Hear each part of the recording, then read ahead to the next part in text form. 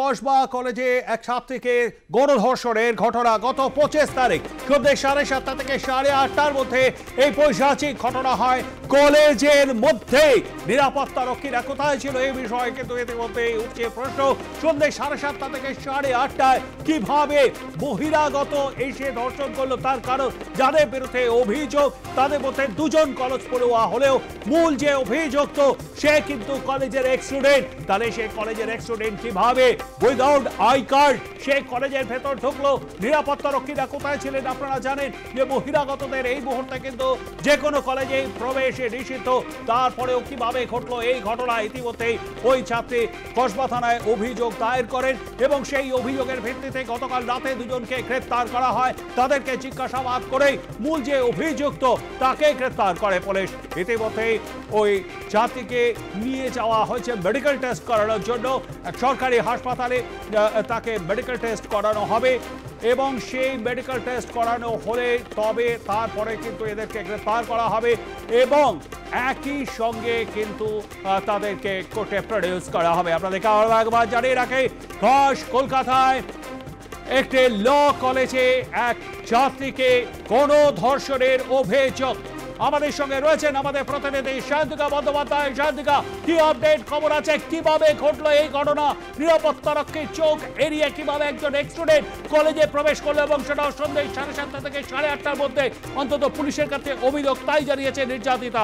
শান্তিকা, একদমই তাই, এবং আবারও সেই কলেজ এবং নিরাপত্তা বিভাগের একটা অভিযোগটাই কিন্তু সামনে এলো এবং কলকাতার মধ্যে কলকাতায় এক কলেজের মধ্যে ছাত্রীকে গণধর্ষণের অভিযোগ আইন কলেজে ঘটনাটি ঘটেছে এবং ঘটনাগুলো ঘিরে এই মুহূর্তে কিন্তু তোলপাড় গোটা রাজ্যে। অভিযোগকারীদের অভিযোগ 25 জুন রাত 7:30 থেকে 9টার মধ্যে ঘটনাটি ঘটেছে। এরপরই কিন্তু কসবা থানায় অভিযোগ জানিয়েছিলেন তরুণী এবং পুলিশ সূত্রে খবর গণধর্ষণের অভিযোগে ইতিমধ্যেই 3 জন গ্রেপ্তার হয়েছে। ধৃত মূল অভিযুক্ত কলেজের প্রাক্তনী আর বাকি দুজন ওই কলেজের পড়ুয়া। যেরকমটা জানা যাচ্ছে যে প্রথমে তালবাগান এলাকা থেকে গ্রেপ্তার করা হয় দুই অভিযুক্তকে এবং তাদের বয়ানের সূত্র ধরে মূল অভিযুক্তকে গ্রেপ্তার করা হয় এবং ইতিমধ্যেই ফিরাদ হাকিম তিনি কিন্তু বলছেন যে যারা দোষী তাদেরকে কিন্তু উপযুক্ত শাস্তি দেওয়া হবে। এর পাশাপাশি সুগন্ধ অধিকারী রাজ্যের অনুষ্ঠান থেকে তিনিও কিন্তু রাজ্য সরকারকে তীব্র কটাক্ষ করেছেন এবং এর পাশাপাশি আরো একটা বিষয় যে মূল অভিযুক্তর সঙ্গে টিএমসির যোগ রয়েছে। টিএমসিপির নেতা তিনি, এমনটাই কিন্তু এখনো পর্যন্ত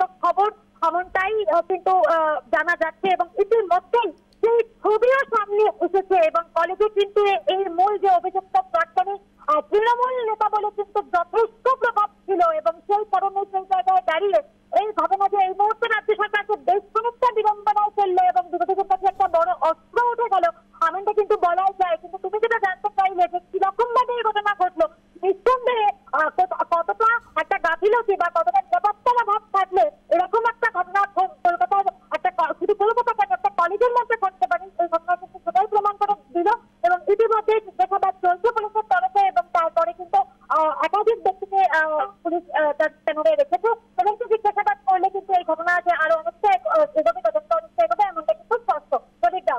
আমি শান্তকা একটা বিষয় জানবার করবো, যে কোনো রাজনৈতিক দল, এটা তৃণমূল কংগ্রেস বা সিপিআইএম বা বিজেপি নয়, যে কোনো রাজনৈতিক দলের কোনো তকমা থাকলেই কি কলেজে যখন তখন ঢুকে পড়া যায় এবং তিনি এক্স স্টুডেন্ট, তার কাছে কিন্তু আই কার্ড নেই, আই কার্ড ছিলও না, তাহলে নিরাপত্তা রক্ষীরা ওই সময় তাকে চেস করলেন না কেন?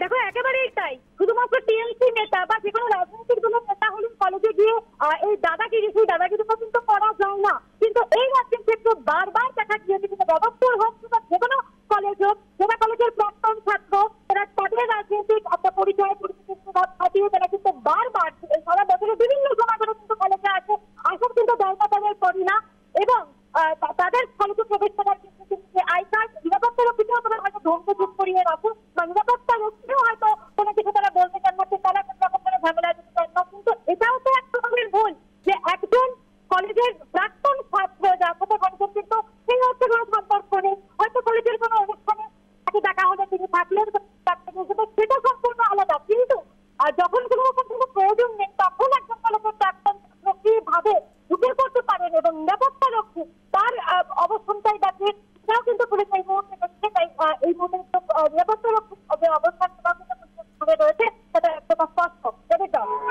শান্তিকা, আরো একটা বিষয়, সেই সময় ওই ছাত্রী কলেজে কি করছিলেন, তার কি ক্লাস ছিল, তাকে একটা কোনো একটি জায়গায় তো কোনো একটি ক্লাসরুমে তো তাকে নিয়ে গিয়েছিল এই দুই স্টুডেন্ট, তারা কি ওই তারই ব্যাচমেট, তারা কারা, কেন নিয়ে গিয়েছিল, আর কি কোনো স্টুডেন্ট সেই সময় কলেজে ছিল না? দেখো, এই বিষয়গুলো কিন্তু পুলিশ ইতিমধ্যে তদন্ত করে দেখছে এবং অভিযোগকারী তরুণী এগিয়ে যে তরুণী তাকেও কিন্তু সেই বিষয়গুলো জিজ্ঞাসা করা হচ্ছে এবং ইতিমধ্যে পুলিশের যে ব্রিফিং আমরা পেয়েছি সেখানে কিন্তু জানা যাচ্ছে মনোজিৎ মিশ্র, জাহিদ আহমেদ এবং প্রমিত মুখোপাধ্যায় এই তিনজনের নামে কিন্তু একটা অভিযোগ দায়ের করা হয়েছে এবং ইতিমধ্যে পুলিশ এরকমটা জানাচ্ছে যে এই সমস্ত অভিযুক্তের মোবাইল ফোন কিন্তু সিজ করে দেওয়া হয়েছে। সেই জায়গায় মোবাইল ফোন থেকেও কিন্তু বেশ কিছু তথ্য উঠে আসতে পারে, এমনটাই কিন্তু আশা করছে পুলিশ। একদম তাই। ইতিমধ্যে ওই ছাত্রীদের মেডিকেল টেস্ট কি সম্পন্ন হয়েছে?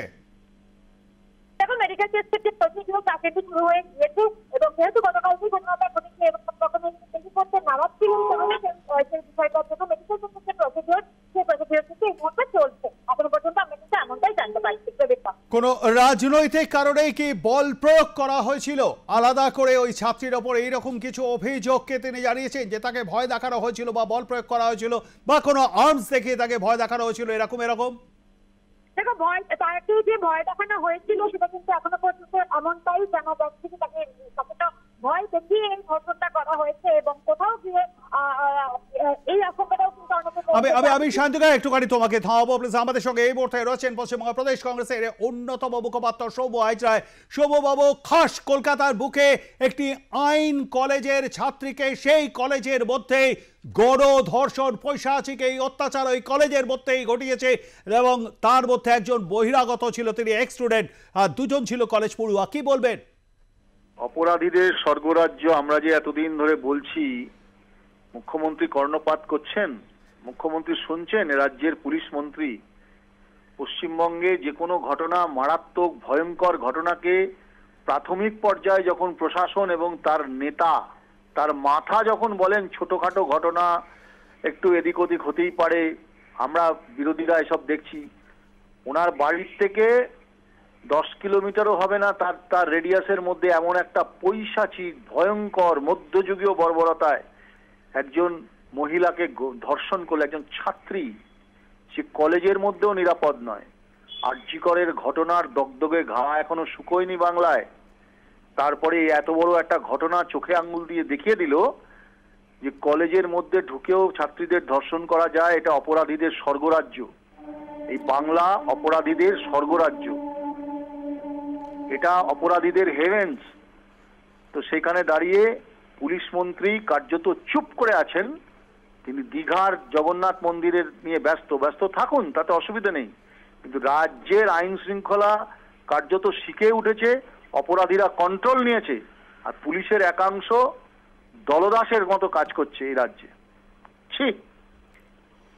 ধন্যবাদ আমাদের সঙ্গে থাকবার জন্য। আপনারা শুনলেন পশ্চিমবঙ্গ প্রদেশ কংগ্রেসের অন্যতম মুখপাত্র সৌম্য আইচরায় কি প্রতিক্রিয়া দিলেন। আমাদের সঙ্গে রয়েছেন আমাদের প্রতিনিধি সায়ন্তিকা বন্দ্যোপাধ্যায়। সায়ন্তিকা, তুমি যেমনটা বলছিলে, দেখো, এই মুহূর্তে যেরকমটা জানা যাচ্ছে যে তুমি যেটা জিজ্ঞাসা করলে যে তাকে কি কোনো রকম ভাবে ভয় পাওয়ানো হয়েছিল, কি একটা বিষয় আমরা জানতে পেরেছি যে ইউনিয়নের বৃহস্পতি পাইয়ে দেওয়া হবে ওই কলেজের ওই তরুণীকে। সেই কারণে কিন্তু ওই তরুণীকে একটি রুমে ডাকা হয়েছিল, কলেজের একটি ঘরে নিয়ে যাওয়া হয়েছিল। তারপর তার সঙ্গে সঙ্গে সেই তরুণী যখন ঘরে যায় তাকে বলা হয় বৃহস্পতি পাইয়ে দেওয়ার কথা। তারপরেও কিন্তু আচমকাই তার উপর প্রাথমিক অত্যাচার করা হয় এবং একেবারে সত্যি কথা আরজিকরের দপ্তরে না কিন্তু এখনো পর্যন্ত সেটাইনি।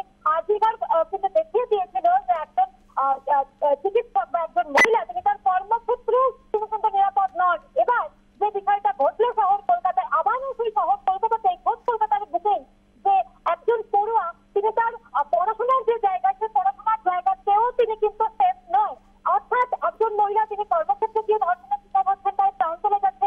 একজন পড়ুয়া যে কলেজে তিনি রোজ পড়তে আসেন, তিনি আগামীর জন্য নিজেকে তৈরি করছেন, সেখানেও তিনি কিন্তু নিরাপদ নন এবং সেখানেও তাকে ধর্ষণের শিকার হচ্ছে এবং ইউনিয়নের বৃহস্পতি পাইয়ে দেওয়া হবে, এইরকম একটা বিষয় কিন্তু সামনে এসেছে এবং আমি শান্তিকা তোমাকে থামাবো। এই মুহূর্তে আমাদের সঙ্গে রয়েছেন তৃণমূল ছাত্র পরিষদের নেতা তৃণাঙ্কুর, যে ঘটনা ঘটেছে কসবা, এই বিষয়টাকে আপনি কিভাবে দেখছেন? কারণ ইউনিয়নের জিএস এই পদ পাইয়ে দেওয়া হবে বলে ওই নারীকে, অর্থাৎ ওই ছাত্রীটিকে একটি কলেজ রুমে নিয়ে গিয়ে গণধর্ষণ করা হয়। তৃণাঙ্কুর, প্রথম কথাই বলি, আমাদের তৃণমূল ছাত্র পরিষদে এইভাবে জিএস তৈরি হয় না, বা এই মুহূর্তে কোনো জিএস তৈরি হওয়ার বিষয় নেই। তাই এমন কোনো ঘটনার মানে তার কোনো সারবত্য আছে বলেই মনে করি না। এবং যদি এই ঘটনা সত্যি হয় বা ঘটে থাকে, আমি দোষীদের দৃষ্টান্তমূলক শাস্তি চাইব। এই কোনো ঘটনার সঙ্গেই তৃণমূল ছাত্র পরিষদের কোনো যোগ নেই, এবং যাদের সম্পর্কে অভিযোগ তারা কেউ তৃণমূল ছাত্র পরিষদ করে না। আমরা শুনছি তারা কলেজের স্টাফ বা সে একজন কোনো কোর্টের উকিল। তাই তৃণমূল ছাত্র পরিষদকে কোনো ঘটনার সঙ্গে কালিমালিপ্ত করার চেষ্টা হলে সেই ঘটনার বিরুদ্ধে আমি যেমন করছি তেমন মনে করছি এটা একটি সামাজিক ব্যাধি।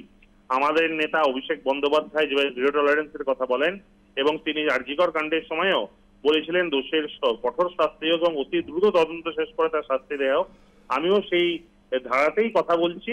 এবং আমি চাইবো এই ঘটনা যদি সত্যি হয়, সে কোন দল ধর্ম বর্ণের আছে তার ঊর্ধ্বে গিয়ে যেন এইটাকে একটা ক্রিমিনাল হিসেবে দেখা হয়, এবং ধর্ষণের মতন সামাজিক অপরাধকে যেন কোনোভাবেই প্রশ্রয় দেওয়া না হয়। আমি একই সঙ্গে ধন্যবাদ জানাবো প্রশাসনকে, যারা এই মিডিয়া জানার আগেই কিন্তু প্রশাসন তাদেরকে গ্রেপ্তার করেছে। এইখানেই প্রমাণিত হচ্ছে যে প্রশাসন কতটা নিউট্রাল, এবং এইখানেই প্রমাণ হচ্ছে যে আমরা আগামী দিনেও যদি সে দোষী হয়, দলও সেই রকম ভাবেই কঠোর থেকে কঠোরতর স্টেপ নেবে। তৃণাঙ্কুর, যে মূল অভিযুক্ত যার নাম উঠে আসছে, যে আইনজীবী, তার সঙ্গে কিন্তু আপনারও একটি ছবি দেখা গেছে, এবং অন্যান্য নেতা মন্ত্রী যারা তৃণমূল কংগ্রেসের তাদের সঙ্গেও কিন্তু দেখা গেছে তাকে। বিষয়টাকে কি বলবেন? দেখুন, যদি সেটাই কোনো বিচার্য বিষয় হয় তবে তো বেনারসের ইউনিভার্সিটির যে দর্শনকারীরা ছিল তাদের সঙ্গে নরেন্দ্র মোদীর ছবি দেখা গেছে, তবে তো সেটাও সমানভাবে সে নরেন্দ্র মোদী দোষী। দেখুন, আমরা পাবলিক ফিগার হয়তো কম বেশি যাতায়াত করি, প্রচুর মানুষের সঙ্গে যাতায়াত হয়, তো সেই জায়গা থেকে অনেক মানুষ আমাদের সঙ্গে এসে ছবি তোলেন। আমরা তো বলতে পারি না যে লিখিত মুচলেখা দিন যে আপনি আগে অতীতে কোনো কিছুর সঙ্গে যুক্ত ছিলেন না বা ভবিষ্যতে আপনি কোনো ক্রাইম করবেন না, এটা সম্ভবপর নয়। আমাদের সঙ্গে প্রচুর জন থাকে, ইম্পর্টেন্ট হচ্ছে আমরা তাদেরকে গুরুত্ব দিচ্ছি না। দায়িত্ব সহকারে বলি, এই মনোজিৎ মিশ্র বা যাদের নাম উঠে আসছে তারা তৃণমূল ছাত্র পরিষদ বা তৃণমূল কংগ্রেস বা তৃণমূল কংগ্রেসের বিভিন্ন শাখা সংগঠনের কোনো না কোনো প্রোগ্রামে তারা হয়তো কখনো যেতে আসতে পারে, তারা ফলোয়ার্স হতে পারে, এরকম লাখো লাখো কোটি কোটি ফলোয়ার্সরা আছে, কিন্তু তার মানে কিন্তু তারা নেতা নয়। আর সে একজন স্টাফ, তো সে যদি স্টাফ হয় তবে সেইখানে তার সঙ্গে কোনো যুক্ত থাকার কথাই নয়। একজন স্টাফ সে কোন কলেজে কখন থাকবে না থাকবে এটা দেখার দায়িত্ব তৃণমূল ছাত্র পরিষদের নয়। আমি দায়িত্ব সহকারে বলছি। আর যদি সে তৃণমূল ছাত্র পরিষদও করতো কোনোদিন, যদি কেউ তৃণমূল ছাত্র পরিষদে করে কোনোদিন, তার ক্ষেত্রেও কিন্তু দল কঠোর সিস্টেম নিত। যদি একজন ধর্ষকারী সে তৃণমূল, সিপিএম, বিজেপি, কংগ্রেস হতে পারে না, সে হিন্দু, মুসলিম, শিখ, খ্রিস্টান এভাবে তাকে বিচার করা উচিত নয়, তাকে শুধুমাত্র ধর্ষণকারী হিসেবে বিচার করা উচিত বলে আমি মনে করি। ধন্যবাদ। আমরাও চাই যে অবশ্যই এই বিষয়ে পুলিশে যথাযথ তদন্ত করুক, এবং দোষী যদি প্রমাণিত হয় তার উপযুক্ত শাস্তি যেন সে পায়। কারণ রাতের অন্ধকারে সন্ধ্যাবেলা 7:30 থেকে 8:30টার মধ্যে একটি কলেজের মধ্যে, যা খাস কলকাতার বুকে অবস্থিত, সেইখানে দাঁড়িয়ে ওই কলেজেরই এক স্টুডেন্টকে ধর্ষণ করছে, গণধর্ষণ করা হচ্ছে, এবং সেই জায়গায় উপযুক্ত শাস্তি হওয়াটাই কাম্য। ইতিমধ্যেই মেডিকেল টেস্ট করা হয়েছে ওই ছাত্রীদের। আপনাদেরকে আরো একবার জানিয়ে রাখি, ইউনিয়নে জিএস পদ পাইয়ে দেওয়া হবে বলে কলেজের একটি রুমে ডেকে নিয়ে গিয়ে ওই তরুণীকে ধর্ষণ করা হয়, গণধর্ষণ করা হয় বলে অভিযোগ। শান্তিকা, তুমি যেমনটা বলছিলে, এইমাত্র তৃণাঙ্কুরের সঙ্গে কথা হলো, এবং তৃণাঙ্কুর যেমনটা জানালেন যে এই যে ভদ্রলোক অর্থাৎ মনোজিৎ মিশ্র, ইনি আইনজীবী এবং ইনি একজন কলেজের স্টাফ।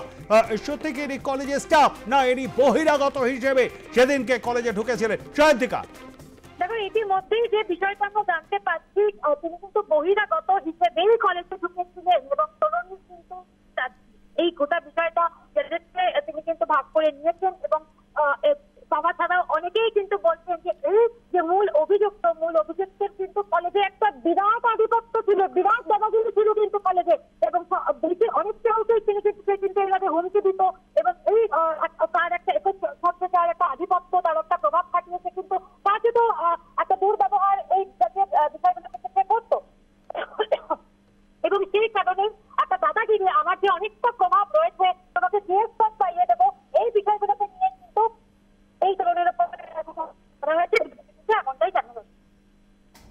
একদমই তাই।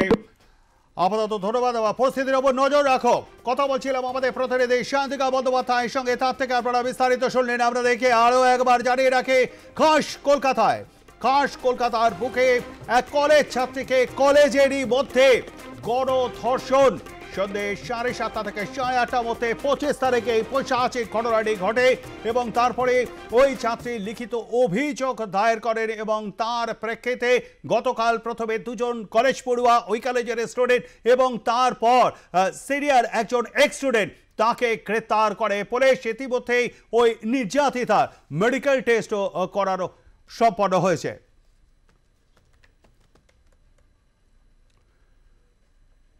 আমি যেটা জানি না সেটা নিয়ে বলবো না, পুলিশের কাছ থেকে খোঁজ নিয়ে তারপর এই সম্বন্ধে কথা বলবো। কসবায় ল কলেজের ছাত্রীকে গণধর্ষণের ঘটনা, এমনটাই মন্তব্য পূর্ববর্তী ফিরহাদ হাকিমের।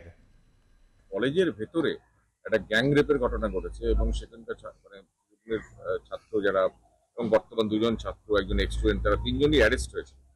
গ্যাং রেপের অভিযোগ কলেজের ভেতর, এটা অত্যন্ত সিরিয়াস এবং এটা আমি জানি না, আপনি হঠাৎ বললেন, এটা পুলিশের কাছে আমি খবর নিয়ে তা বলবো। এটা মুর্শিদাবাদে বললো, এটা আমি যেটা জানি না আমি কেন বলবো।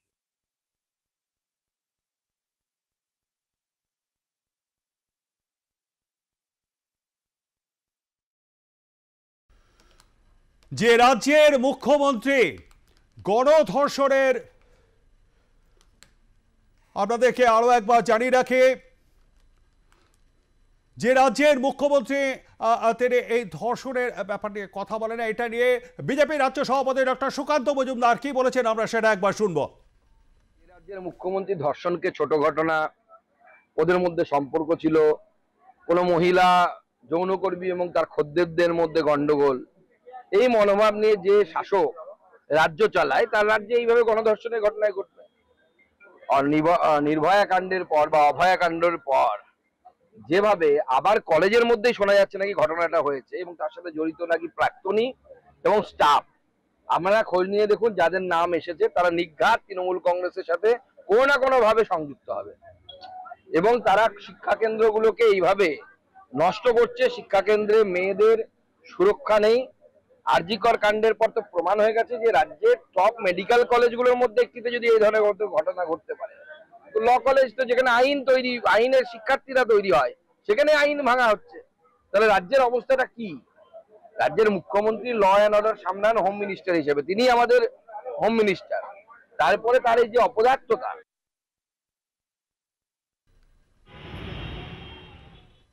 আপনারা শুনলেন ডক্টর সুকান্ত মজুমদার কি বলেছেন।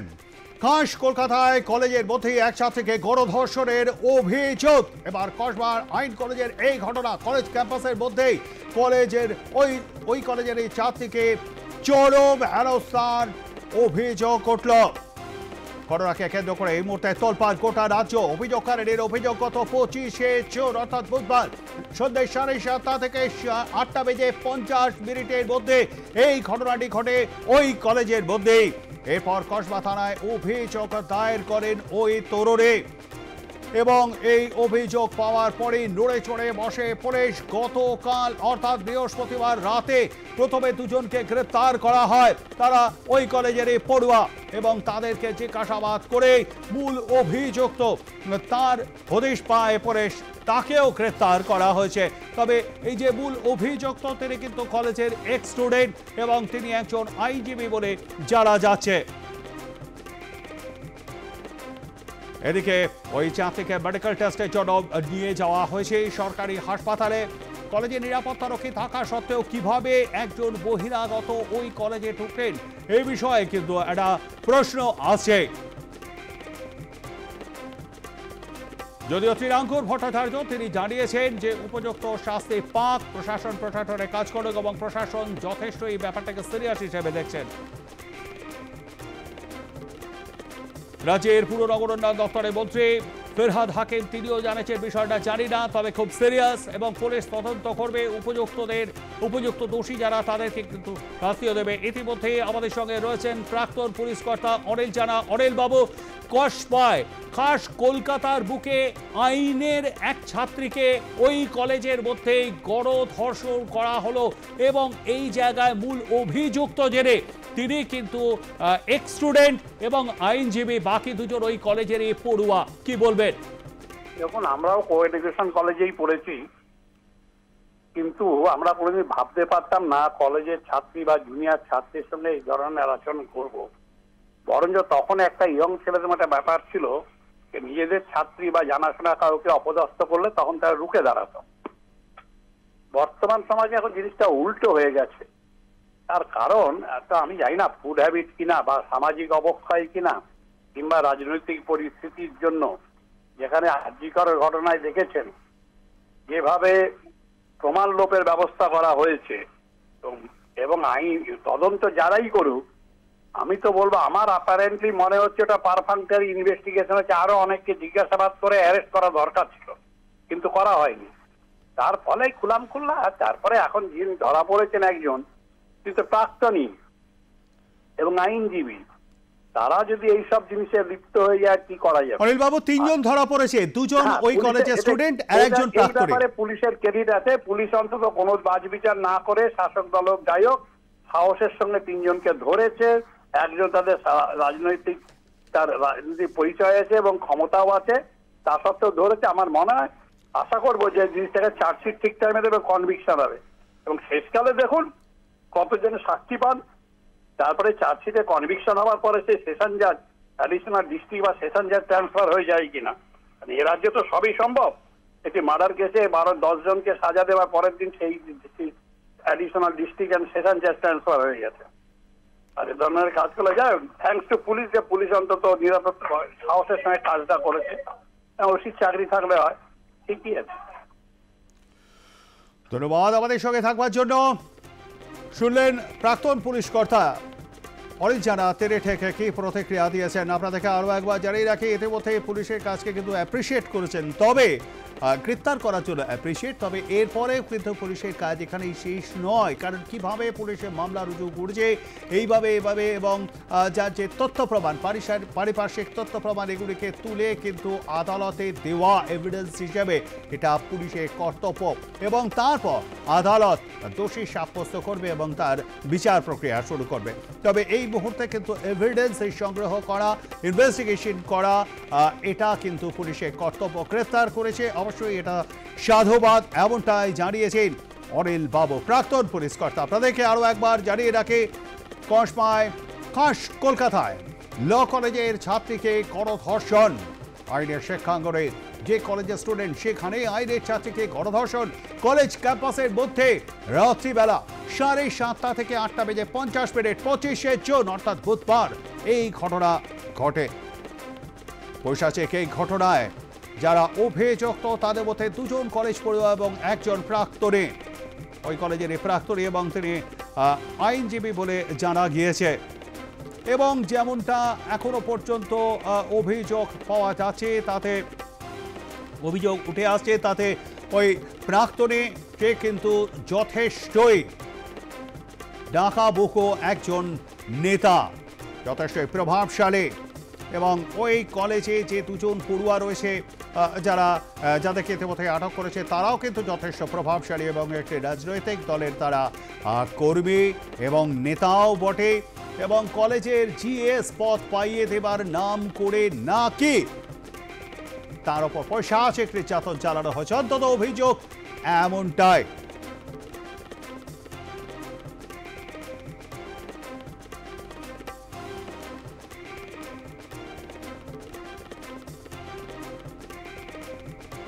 আপনাদেরকে আরো একবার জানিয়ে রাখে, খাস কলকাতার বুকে গণধর্ষণের শিকার আইনের এক ছাত্রী। তার নিজের কলেজেই, দক্ষিণ কলকাতায় তার নিজের কলেজেই তাকে নির্যাতন চালায় 3 জন। তাদের মধ্যে 1 জন ওই কলেজেরই প্রাক্তনী এবং বাকি 2 জন ওই কলেজেরই পড়ুয়া।